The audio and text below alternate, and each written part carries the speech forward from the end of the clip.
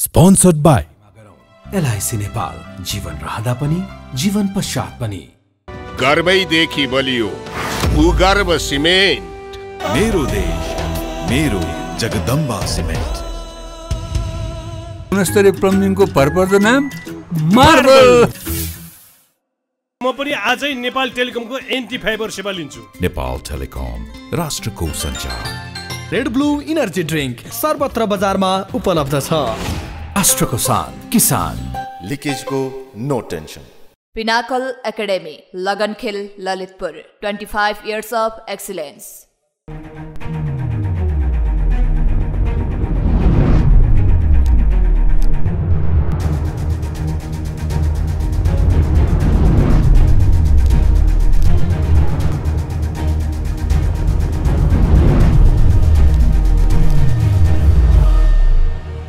नमस्कार आजको जनता जान्न चाहन्छन् कार्यक्रममा हामी समग्र अहिलेको ताजा अपडेट राजनीतिक आर्थिक सामाजिक र कूटनीतिक क्षेत्रमा भएका प्रगतिहरूको बारेमा तपाईहरुलाई आज हामी जानकारी गराउँदैछौँ।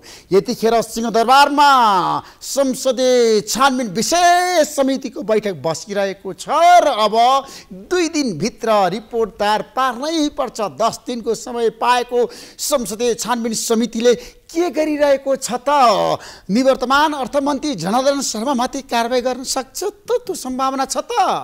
संसदीय समितिमा पनि गठबन्धनको छाया र प्रभाव परेको छ। त्यसैले समितिले अब साँच्चीकै तत्कालीन अर्थमन्त्री जनार्दन शर्मालाई चोक्याउन सक्छ भन्ने धेरैको अनुमान छ। तर अहिलेसम्म प्रतिवेदन बाहिर आएको छैन। धमाधम बयान लिइरहेका छन् र भोलि जनार्दन शर्माले समितिमा गएर बयान दिँदै हुनुहुन्छ। जनार्दन शर्माले के भन्नुहुन्छ त समितिमा गएर? आजको कार्यक्रममा हामी यस बारेमा विशेष रूपमा चर्चा गर्न चाहन्छौँ। अहिलेको अवस्थाको बारेमा एमालेका 4 जना सांसद छन् समितिमा र उनीहरूले के गर्छन् त्यो हेर्न बाँकी छ। गठबन्धनको प्रभाव छ र छाया कस्तो पर्छ र अर्थ सचिवहरूले बयान फेरेका छन् र उनीहरूले तत्कालीन अर्थमन्त्री जनार्दन शर्माको बचाउ गरेका छन्। आजको कार्यक्रममा हामी यसबारेमा पनि विशेष रूपमा चर्चा गर्न चाहन्छौँ र आज हामी देशभरिको कोरोनाको अवस्थाको बारेमा, कोरोनाको सङ्क्रमण बढिरहेको छ, हामी सबैले सावधानी अपनाउनु पर्छ र सावधानी अपनाएर तपाईं सबैले मास्क लगाउनुस्, सुरक्षित रहनुस्। खोप अझै पनि नलगाएका सबै नेपाली जनतालाई भन्न चाहन्छु तपाईहरु खोप लगाउनुस्। खोप आजको आवश्यकता हो र खोपले धेरैलाई फाइदा गरेको छ। यस पटकको कोरोनाको संक्रमणको कुरा गर्दाखेरि उच्च जोखिममा कोही पनि गएको छैन। आज हामी यस बारेमा पनि चर्चा गर्न चाहन्छौँ र आज हामी भ्रष्टाचारको कुरा गर्न चाहन्छौँ। हाम्रो देशमा भ्रष्टाचार महारोग भइसक्यो र भ्रष्टाचारीहरू यति छन् र बिचौलियाहरूको बिगबिग छ। जताततै अख्तियार दुरुपयोग अनुसन्धान आयोग के हेरेर बसेको छ?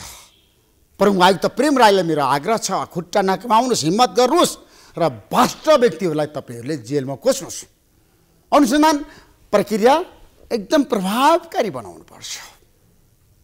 देशमा विकास हुन सकेन, तीव्र गतिमा हामी कहाँ चुक्यौँ र आजको दिनमा अहिलेको अवस्थामा युवा शक्तिहरूलाई अगाडि बढाउनको लागि अब दलका शीर्ष नेताहरू तयार हुनुपर्छ आगामी निर्वाचनमा। र सरकारले निर्वाचनको मिति कहिले घोषणा गर्छ? र एमाले अध्यक्ष केपी शर्मा ओलीले भन्नुभएको छ यो सरकार मक्सिरमा निर्वाचन नगराउने रणनीति बनाउँदैछ, निर्वाचन सार्न चाहन्छ, तर एमाले मान्दैन भनेर उहाँले बताउनु भएको छ। र उहाँले भन्नुभएको छ तत्कालीन नेपाल कम्युनिस्ट पार्टीका सचिवालयका सदस्यहरूले जसरी बैठक बसेर पार्टी एकीकरणको कुरा अथवा वाम तालमेलको कुरा गरिरहँदाखेरि झन् पार्टीहरू विभाजनतिर जान सक्छन्, फुटतिर जान सक्छन् र यी 5 जना सचिवालयका सदस्यहरूले त कम्युनिस्ट पार्टीलाई टुटाउँछन् भनेर केपी शर्मा ओलीको प्रतिक्रिया छ। र आज उहाँले एउटा महत्त्वपूर्ण कुरा गर्नुभएको छ। यदि नेपाली कङ्ग्रेसलाई साथ दिएर नेपाली कङ्ग्रेससँग पुच्छरको रूपमा काम गरेका, नेपाली कङ्ग्रेसलाई सरकारमा पुर्याएका, शेरबहादुर देउवालाई प्रधानमन्त्री बनाएकाहरूले यदि वाम तालमेल गर्ने हो भने पहिला समर्थन फिर्ता लिएर आउनुपर्छ अनि मात्रै तालमेलको कुरा आउँछ, सहकार्यको कुरा आउँछ भनेर आज केपी शर्मा ओलीले भन्नुभएको छ। तर 5 दलीय गठबन्धन सशक्त र प्रभावकारी बन्दैछ। 5 दलीय गठबन्धनलाई कसैले पनि टुटाउन सक्दैन भनेर प्रचण्डले बताउनु भएको छ, माधवकुमार नेपालले बताउनु भएको छ र आज माधवकुमार नेपालले भन्नुभएको छ 5 दलीय गठबन्धन एकसाथ जान्छ तर एकीकृत समाजवादी पार्टी एक्लै पनि निर्वाचनमा जान सक्छ। उहाँले सङ्केत गर्नुभएको छ गठबन्धनको भर नपर्नुहोस्, हामी जनतामा जानुपर्छ, एक्लै परिस्थिति आयो भने पनि फेस गर्नुपर्छ भनेर उहाँको प्रतिक्रिया छ। त्यसैले सानातिना सबै वामपन्थी पार्टीहरूले आज एक ढिक्का भएर एउटै मञ्चबाट घोषणा गरेका छन् नेपालमा अब समाजवाद आउनै पर्छ। त्यो कति सम्भव छ आज हामी यसबारेमा पनि चर्चा गर्न चाहन्छौँ। त्यसैले आज हामी जनताको बारेमा बहस गर्न चाहन्छौँ। समस्या जटिल छ देशमा, जनताहरू ठुलो पीडामा छन्, महँगी बढिरहेको छ, महँगी नियन्त्रण गर्न सरकारले सकेको छैन, अर्थतन्त्र कमजोर भन्दैछ देशको। अहिलेको अवस्थामा संसदमा धेरै प्रश्नहरू उठान गरेका छन् र एसपीपीको बारेमा आज पनि एमालेका नेता भीम रावले 20 मिनट रोस्टममा गएर कब्जा गर्नुभयो। रोस्टममा कब्जा गर्नुभयो किन, के कारणले? एसपीपीको बारेमा सरकारले अमेरिकालाई किन पत्र पठाएन? एसपीपी सरकारले अस्वीकार गरिसक्यो तर पत्र किन गएन अमेरिकन सरकारलाई? यसबारेमा पनि आजको कार्यक्रममा हामी विशेष रूपमा चर्चा गर्न चाहन्छौँ। म केही समयको विश्रामपछि समग्र देशको आर्थिक सामाजिक विषयवस्तुमा र नेपाल बार र न्यायालयको कुरा गर्दाखेरि, बार र बेन्चको कुरा गर्दाखेरि, माविको प्रस्तावको कुरा गर्दाखेरि, चलिएको समय जवाबलाई हटाउनको लागि ल्याइएको माविको प्रस्ताव अल्पत्र परेको छ। किन यस्तो भयो, के कारणले यस्तो भयो, नेपाल बार कहाँ चुक्यो? आजको कार्यक्रममा हामी यसबारेमा विशेष म खुलासा गर्दैछौँ। केही समयको विश्रामपछि आउँदैछु। आजको जनता जान्न चाहन्छन् कार्यक्रममा हाम्रो बेचमा नेपाल बारका अध्यक्ष गोपाल कृष्ण घिमिरे हुन्छ। घिमिरेजी तपाईँलाई म जनता जान्न चाहन्छन् कार्यक्रम स्वागत गर्न चाहन्छु। धन्यवाद। नेपाल बारमा तपाईँ अध्यक्ष भइसकेपछि धमाधम न्यायाधीशमाथि कारबाही सुरु भयो, बर्खास्ती भयो, प्रधान न्यायाधीशले गर्न थाल्नुभयो, न्याय परिषदले गर्न थाले। तपाईँहरू कहाँ हुनुहुन्छ खोज्नुपर्ने अवस्थामा नेपाल बार? होइन, यो नेपाल बारले के भन्यो भने यो निरन्तरता हो, आन्दोलनको निरन्तरता हो। नेपाल बार एसोसिएसनले न्यायपालिकामा भएको विकृति, विसङ्गति, भ्रष्टाचार र बिचौलियाबाट न्याय किनबेच हुन्छ भन्ने विषयलाई उठाएर आयो र यसलाई चाहिँ नेपाल बार एसोसिएसन र न्यायपालिका समेतको सहमतिमा एउटा प्रतिवेदन बन्यो र त्यो प्रतिवेदनको आधारमा काम कारबाहीहरू अगाडि बढिराखेका छन्। नेपाल बार एसोसिएसन अहिले पनि त्यो आन्दोलनमा छ। तर अहिले के देखियो, तपाईँले जुन भन्नुभएको छ न्यायाधीशहरू कारबाहीमा परे, यो 4-5जना न्यायाधीश कारबाहीमा परेर त्यो हुने कुरा होइन। एक त न्यायपालिकाले सुधार्न सक्दैन, न्यायाधीशहरूलाई बर्खास्त गर्ने, कारबाही गर्ने, कारबाही गर्दाखेरि यदि न्यायाधीशहरू असक्षम छन्, यदि भ्रष्टाचारमा लिप्त छन्, असक्षमताको कुरा गरिँदैछ भने के गर्नुपर्छ भने पुनर्नियुक्ति गर्नु पर्यो। ओभरअल गरे भइहाल्यो नि। नेपाल बारको बटम लाइन, देशभरिको बटम लाइनको कुरा हेर्नुहोस्। यदि तपाईँलाई लाग्दछ, हामीलाई लाग्दछ कि न्यायाधीशहरू असक्षम छन्, भ्रष्टाचारमा लिप्त छन् भने ओभरअलिङ गरे भइहाल्यो नि। हामी के चाहन्छौँ भने नि सम्पूर्ण रूपमा यो कुराको एसेसमेन्ट गरियोस् गम्भीर रूपमा। न्यायाधीशहरू यदि असक्षम छन् र निकाल्नुपर्ने अवस्थामा छन् भने एउटा जजेज कोर्स, एउटा ट्रेनिङ गराउँ। त्यो ट्रेनिङ जसले पास गर्छ त्यो मान्छेलाई मात्रै न्यायाधीश बनाऊ। किन असक्षम मान्छेलाई न्यायाधीश नियुक्त गर्ने? यो अहिलेको मात्रै कुरा छ र उहाँहरू के आधार? मैले अर्को पनि कुरा, अहिलेको प्रधान न्यायाधीशले 4 जनालाई बर्खास्त गरिसक्नुभयो, अब अरू पनि छन् लाइनमा, को पर्छन् कारबाहीमा, त्यो हेर्न बाँकी छ। होलान् ऋषिजी, मलाई कारबाहीको परिरहेछन् के परिरहेछन् भन्दा पनि कारबाही गर्दाखेरि यो व्यक्ति यो आधारमा कारबाहीमा परेको छ भनेर त्यो आधार देखाउनु पर्ने एउटा कुरा। र यदि यस्तो साँच्चै नै जुन हामीले उठाउने गरेका थियौँ, नेपाल बार एसोसिएसनले जुन कुरा उठाएको छ त्यो उठाए बमोजिम यदि न्यायाधीशहरू कारबाहीमा पर्न थालेका हुन् भने यस्तो अवस्थामा त हामीले भनेको कुरा त जायज भयो नि, होइन र? हामीले भनेको किन जायज भयो भन्दाखेरि न्यायाधीशहरू असक्षमता छ, भ्रष्टाचार छ, विकृति छ न्यायालयभित्र व्यापक छ भने यो व्यापकता हटाउने उपाय के भन्दा 4वटा कम्पोनेन्ट हेर्नुहोस्। न्यायालयमा 4वटा कम्पोनेन्ट छ। एउटा न्यायाधीशहरू, अर्को नेपाल बार एसोसिएसनसँग आबद्ध कानुन व्यवसायीहरू, तेस्रो न्यायालयका कर्मचारीहरू र चौथो भनेको महाधिवक्ता कार्यालय अन्तर्गत देशभरिका सरकारी वकिलहरू। यो 4वटा सिङ्गो टिम नै सच्चिनुपर्छ।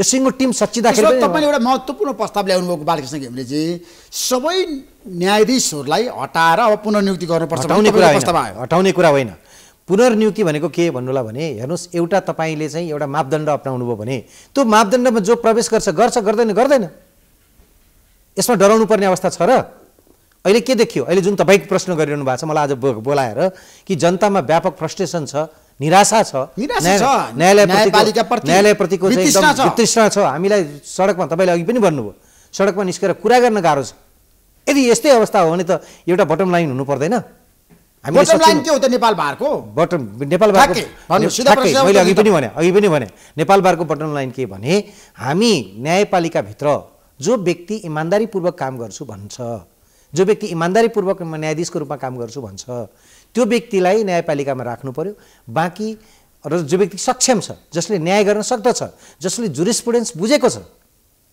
विधिशास्त्र बुझेको छ त्यो व्यक्ति न्यायालयमा हुनु पर्यो र बाँकी व्यक्तिहरूलाई चाहिँ तपाईँहरू अब रहनुहुन्न भनेर पठाउन सक्नुभयो यो आँट कहिले गर्ने कुनै अवस्थामा त गर्नुपर्ने होला नि त्यसको लागि न्याय परिषद तयार हुनु पर्यो न्याय परिषद तयार हुनुपर्छ नि न्याय परिषद भनेको के देशभन्दा बाहिरको संस्था हो र तर न्याय परिषदमा तपाईहरुको हाली मोबाइल चल्दैन नेपाल बार हेर्नुस् हाली मोबाइलको कुरा हैन नेपाल बार एसोसिएसन यति एउटा यस्तो संस्था हो जसले ठुलठुला आन्दोलन गरेको छ आज न्यायपालिकामा भएका विकृति विरुद्धको आन्दोलन हो यो तर तपाईले गर्न सक्नु भएन न्यायपालिकामा कति विकृति छ तपाईलाई थाहा छ कति भ्रष्टाचार छ तपाईलाई थाहा छ ऋषिजी यसरी भन्नु बिचौलियाहरुको कति चलखेल छ तपाईलाई थाहा छ भएन यही त हामी कुरा उठाइराखेका हाम्रो काम भनेको पहिला भोइस रेज गर्ने हो हामी छलफल चलाइराखेका छौं हामीले देशभरिका अध्यक्ष र सचिव बोलाएर सम्मेलन गर्यौं भर्खरै हामी आइसकेपछि उहाँहरुको प्रतिवेदनका आधारमा हामीले न्यायालयलाई सुझाव दिएका छौं तपाई यसरी जानुस् भनेर हामीले सुझाव दिएका छौं र हामीले आफ्नो तर्फ पनि वकिलहरुमा तपाईले हेर्नु भएको छ अहिले कति जना वकिलको लाइसेन्स गरिसक्यो धेरै वकिलहरुलाई पनि तपाईहरु कारबाही गर्न सक्नुहुन्छ कानुन व्यवसाय परिषदले गरिराखेको छ कानुन व्यवसाय परिषदले वकिलहरुमाथि पनि कारबाही 7-8 जना वकिलको त लाइसेन्स चलाइराछ त्यसकारणले यो हाम्रो भनाइ कति मात्रै हो भने वास्तवमा जता जो सच्चिनु पर्ने हो सबै सच्चिनु पर्छ यो वास्तवमा यो भनिन्छ नि तपाईले जुन मलाई भन्नुभएको छ कि वास्तवमा न्यायमा विकृति आयो विचलन आयो तपाईहरु कहाँ हुनुहुन्छ भनेर तपाई सोधिरहनु भएको छ नि हामीलाई यो क्वेशन जनताले पनि सोध्दछन् हामीलाई यही क्वेशन नेपाल बार एसोसिएसनको अध्यक्ष आज निस्कदै गर्दाखेरि कालोकोटका निस्कदाखेरि तपाई कहाँ हुनुहुन्छ भनेर सोध्छन् मैले यही आज तपाईको माध्यमबाट म भनिरहेको छु कि हामीले जुन क्वेशन रेज गर्यौं यो क्वेशनका कारणले गर्दाखेरि आज कस्तो अवस्थामा यो न्यायालय छ त भन्दाखेरि होइन असक्षमता छ भनेर उहाँहरु नै भनिरहनु भएको छ न्याय परिषद तपाईले भन्नुभयो न्याय परिषद तपाईको चल्दैन भनेर न्याय परिषद के हेरेर बसेको छ यही गर्नु पर्यो न्याय परिषदले न्याय परिषदले कानुन मन्त्री तपाईहरुको छलफल हुँदैन कसै छलफल भइराखेको न्यायपालिका भर्खरै पनि म कानुन मन्त्रीसँगै थिएँ छलफल भइराखेको छ कानुन मन्त्रीलाई हामी भनिराखेका छौं कि तपाईले एउटा दुईटा माछा एउटा दुईटा समातेर यो ठुलो काम गरे भन्ने नठान्नुस् हामी के भनिरहेका छौं भने तपाईले यदि यसको सुधार चाहनुहुन्छ भने यो न्यायालय सुधारको एजेन्डा हो हाम्रो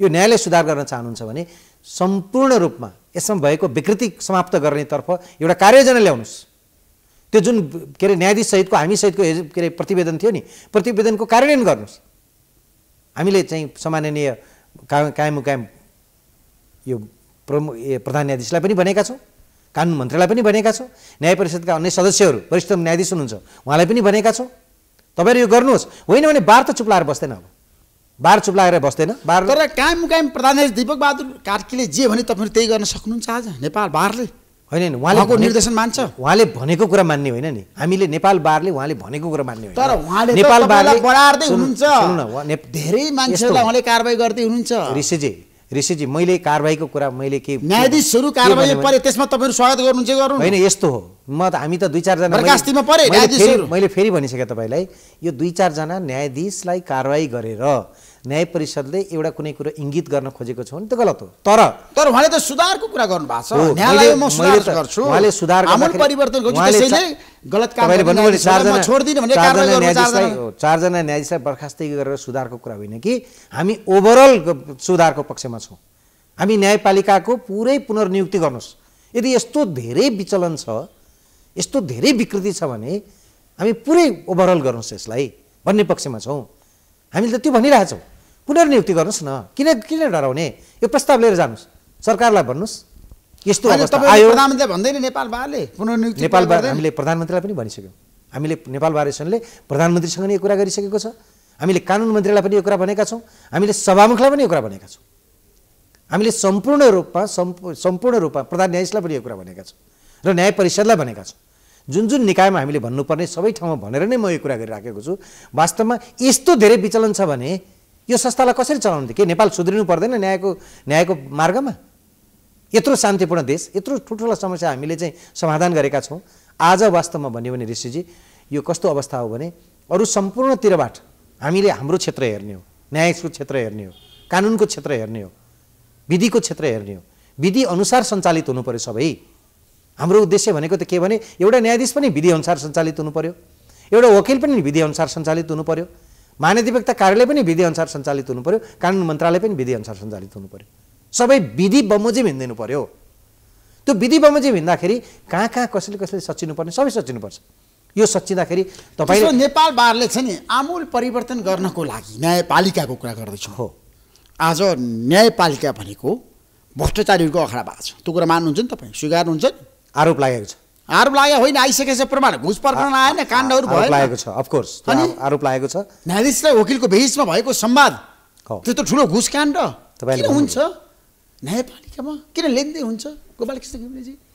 होइन, यस्तो हो। हामी त्यसैको त विरुद्धमा छौँ त ऋषिजी। हामी यी जम्मै कुराको त विरोध गरिरहेछौँ। हामीले नै उठाउने, आम जनतालाई हामीले नै भन्ने हो कि वास्तवमा हेर्नुहोस् यहाँ यस्तो भइरहेछ। अहिले हामी त्यो अभियान सञ्चालन गरिरहेछौँ, हामीलाई सहयोग चाहियो र हामी यी कुरा पनि रेज गरिरहेछौँ। जस्तो भर्खरै तपाईँलाई मैले जुन पुनर्नियुक्तिको कुरा उठाएँ, आवश्यक पर्छ भने गर्नु पऱ्यो नि, सम्पूर्ण रूपमा ओभरअलिङ गरौँ न। होइन, तपाईँहरू जस्तो वकिलहरूको पनि सम्पत्ति छानबिन गर्नुपर्छ भन्छु म त। हुन्छ, त्यसमा तपाईँहरूले नेपाल बार तयार छ? किन नजाने? के वकिलको चाहिँ सम्पत्ति छानबिन गर्ने कुरामा हामीले डराउनु पर्ने कारण छ र? डराउनु पर्ने? हेर्नुहोस् ऋषिजी, म तपाईँलाई यसपटक भन्छु, हामी 12,000 कानुन व्यवसायी अहिले करको दायरामा छौँ। 12,000, 20,000 कानुन व्यवसायीमा 12,000 करको दायरामा छौँ। 8,000 कहाँ छन्? यो वर्ष सुन्नुहोस् न, म तपाईँलाई भनिरहेको छु, यो वर्षमा 3,000 थपिन्छन्, 15,000 हुन्छ। सायद मेरो कार्यकालको अन्त्यसम्म सम्पूर्ण कानुन व्यवसायी करको दायरामा आइसक्छ। अब कुनै पनि कानुन व्यवसायी कर नतिरेर उसले लाञ्छित हुने पक्षमा छैन। तर सुन्नु न, राज्यले इन्करेज गर्नुपर्छ। शेरबहादुर तामाङले भन्नुभएको थियो मसँग जनता जान्न चाहन्छन् कार्यक्रममा, म सबै न्यायाधीशको सम्पत्ति सार्वजनिक गर्छु भनेर, तर भएन सार्वजनिक न्यायाधीशहरूको। निश्चय पनि उहाँले भन्नुभएको थियो, मैले पनि सुनेको थिएँ तपाईँको कार्यक्रम मार्फत, होइन? अनि तपाईँले किन साथ दिनुहुन त? सम्पत्ति सार्वजनिक गर्नुपर्छ। किन साथ दिन्न मैले? पर्छ निश्चय पनि। सबैले, मैले अघि सचिनुपर्छ सबैले भने नि। यसको सम्पत्ति एउटा पार्ट हो, अफकोर्स ठुलो पार्ट हो। भ्रष्टाचारको लागि कुनै पनि व्यक्तिले, वकिलले कति कर तिर्यो, कति उसको सम्पत्ति छ आजको दिनमा, आजैबाट सुरुवात गरौँ न। बरु आजैबाट सुरुवात गरौँ। नेपाल बार एसोसिएसनको अध्यक्ष त्यो कोसीमा घोटिने तयार छ भने सम्पूर्णले सम्पत्तिको पनि एउटा पार्ट हो। तपाईँले भनेको कुरा ठिक हो। न्यायालयमा काम गर्ने न्यायाधीश, मान्य न्यायाधीशहरू र न्यायालयमा काम गर्ने कर्मचारीहरू, उहाँहरूले पनि सम्पत्तिको कहाँ बुझाउनु पर्ने हो त? सम्पत्ति बुझाउनु पर्ने निकायमा बुझाएर सम्पत्ति प्रत्येक वर्ष अपडेट गराउनु पर्यो। एक भने हामी वकिलहरू पनि कहाँनिर कसीमा आउनुपर्ने हामी तयार छौँ। हामी किन यो लान्छना बोकेर बस्छौँ? किन हामीले चाहिँ भ्रष्टाचारमा सघाएको छ र? होला, जो सघाउँछ त्यसलाई चाहिँ यो कठघराबाट बाहिर गर्नुपर्छ। यसलाई चाहिँ त्यसलाई कठघरामा उभ्याउनुपर्छ।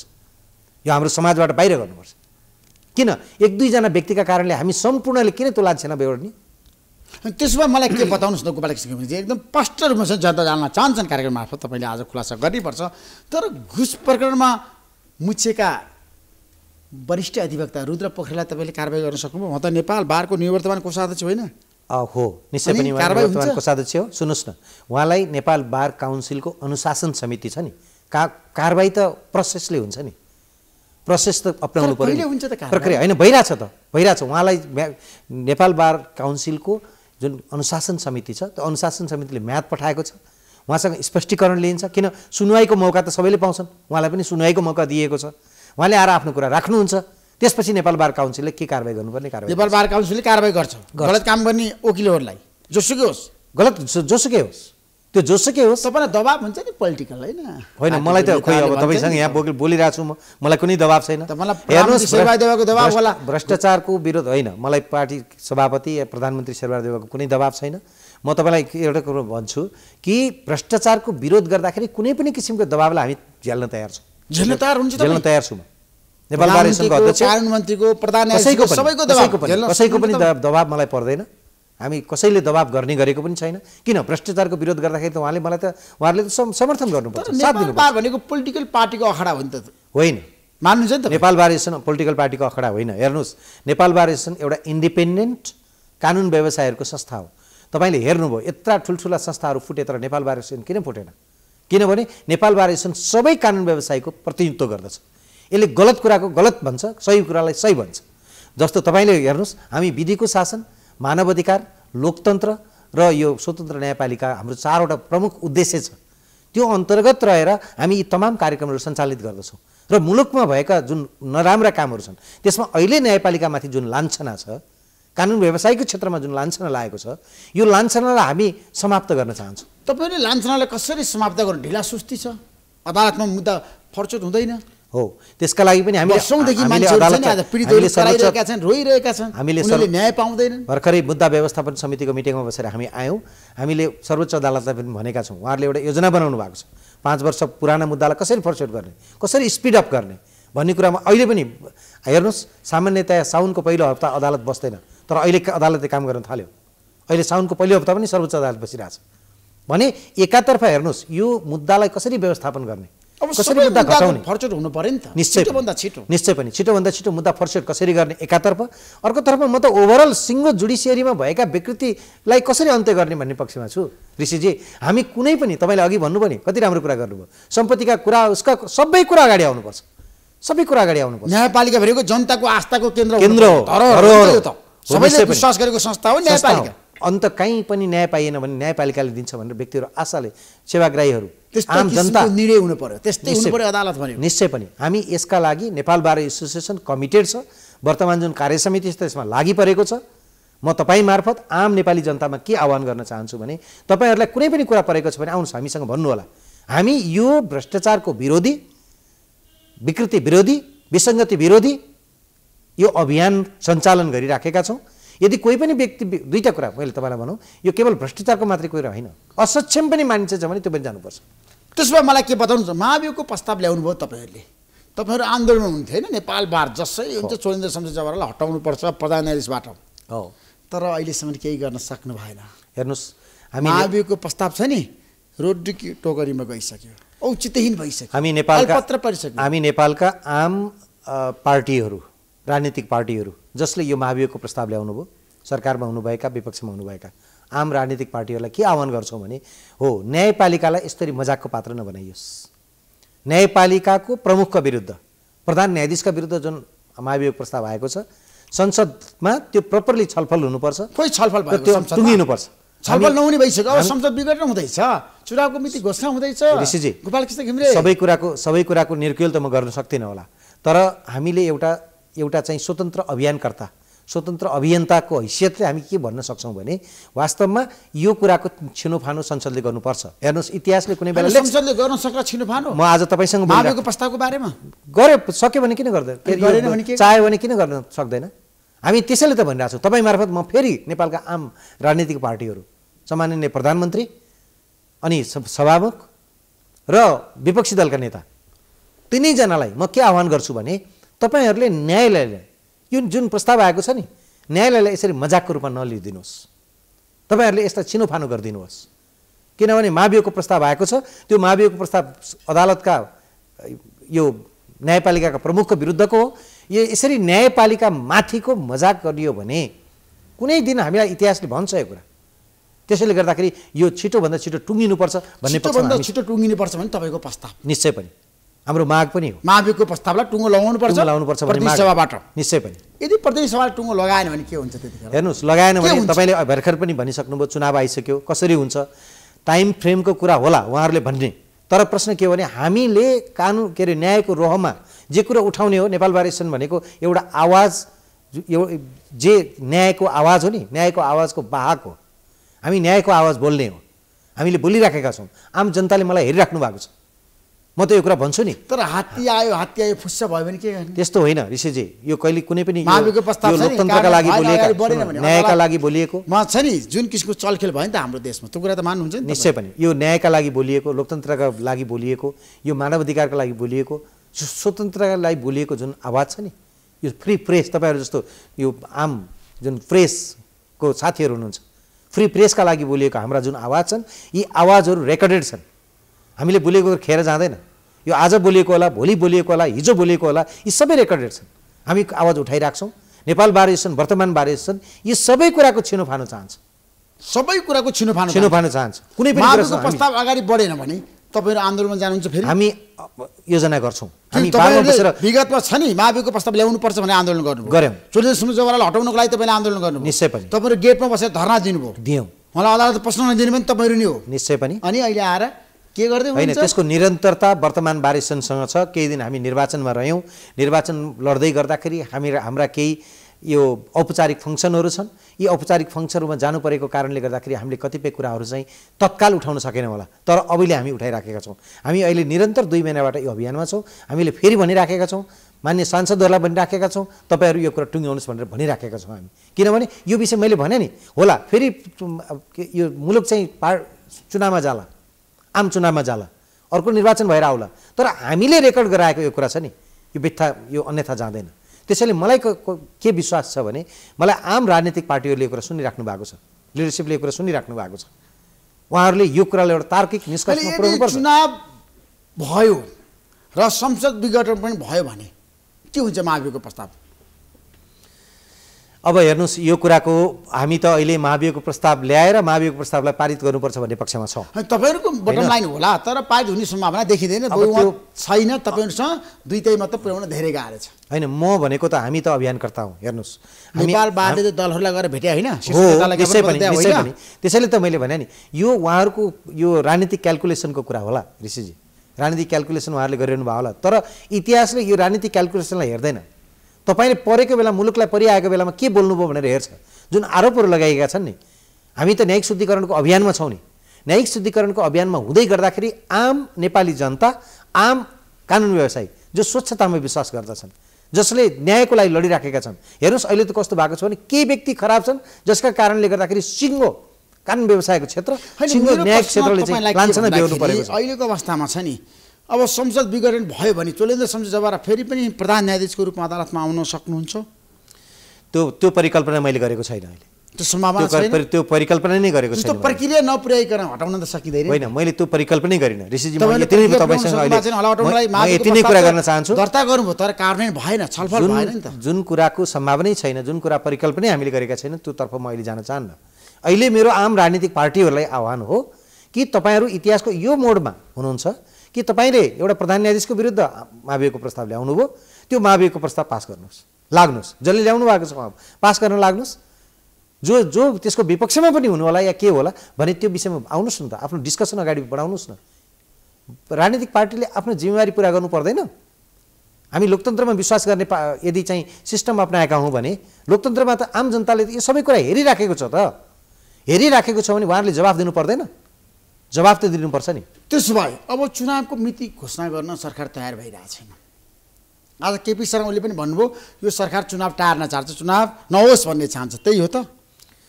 तपाईँलाई के लाग्छ नेपाल बारको अध्यक्षको नाताले? मलाई चाहिँ कस्तो लाग्छ भने यो लोकतन्त्रमा पेरियोडिक इलेक्सनको जुन अवस्था छ, 5 वर्षमा हुने इलेक्सन हुन्छ, मलाई त्यस्तो विश्वास छ। यो चुनाव टर्ने कुरा पनि होइन।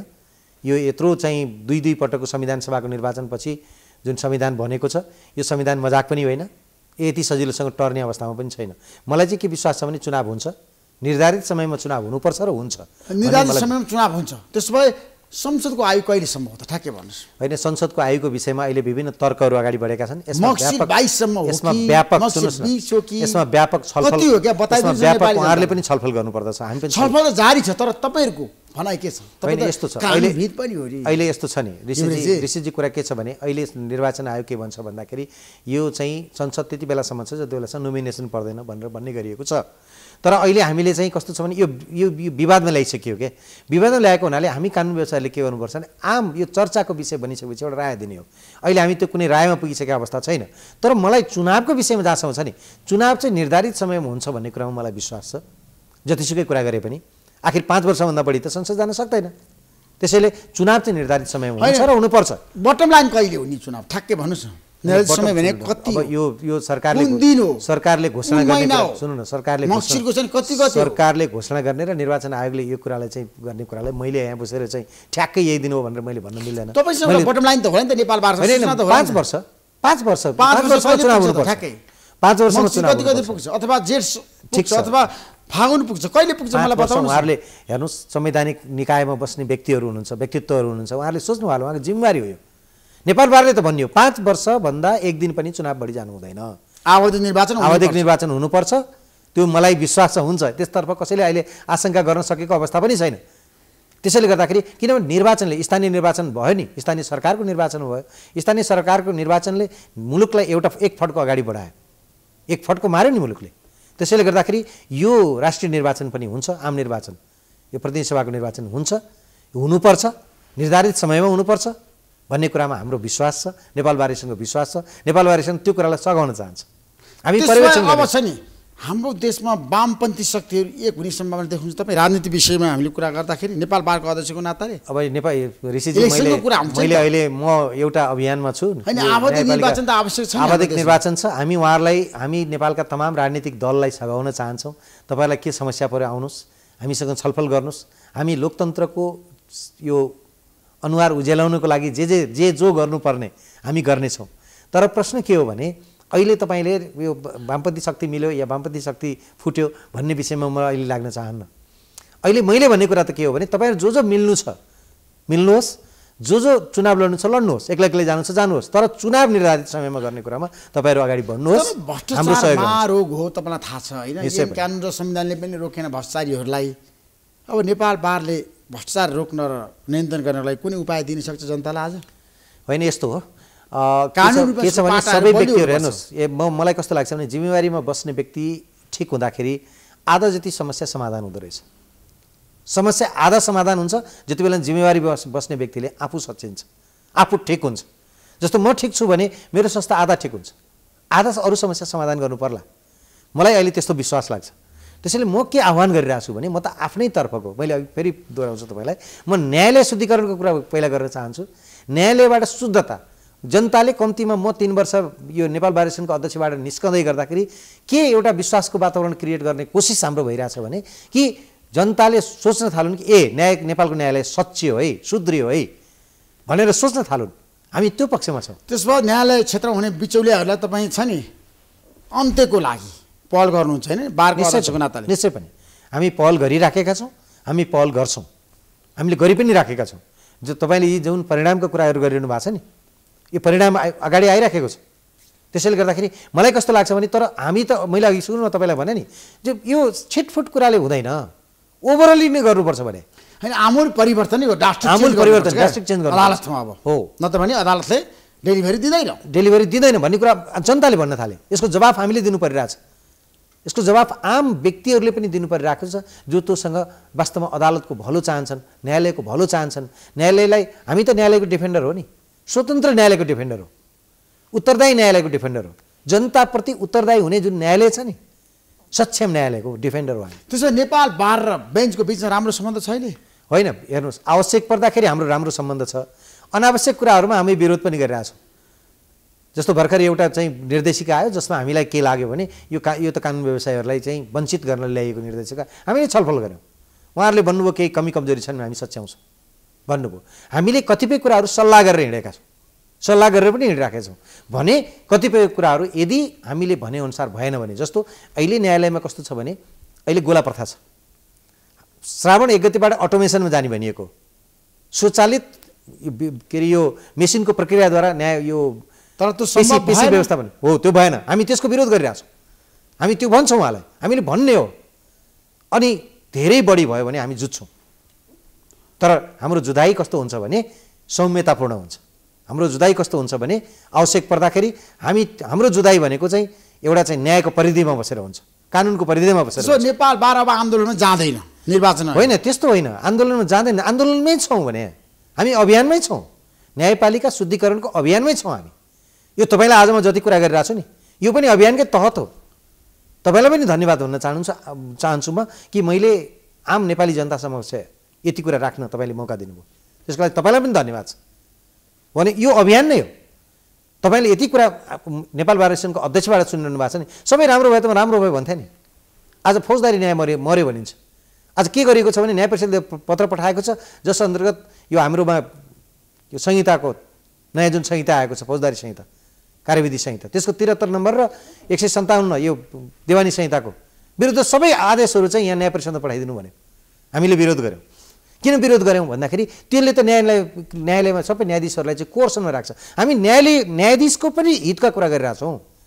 न्यायाधीशको इन्डिपेन्डेन्सी छ नि त्यसलाई पनि बचोस् भन्ने चाहिरहेछौँ भने एकातर्फ भने अर्कोतर्फ जो व्यक्ति खराब छ त्यसलाई खराब भनौँ, जो व्यक्ति ठिक छ त्यसलाई ठिक भनौँ।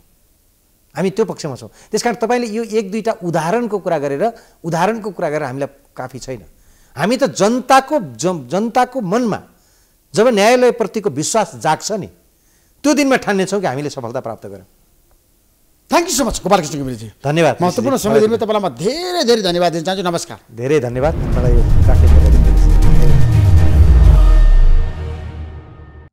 Sponsored by एलआईसी नेपाल, जीवन रहँदा पनि जीवन पश्चात पनि। गर्वैदेखि बलियो भूगर्भ सिमेन्ट। मेरो देश मेरो जगदम्बा सिमेन्ट। गुणस्तरीय प्लम्बिङको भरपर्दो नाम marble.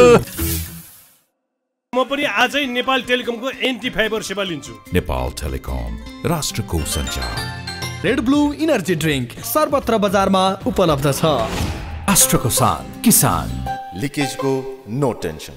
Pinnacle Academy, Lagankhel, Lalitpur, 25 years of excellence.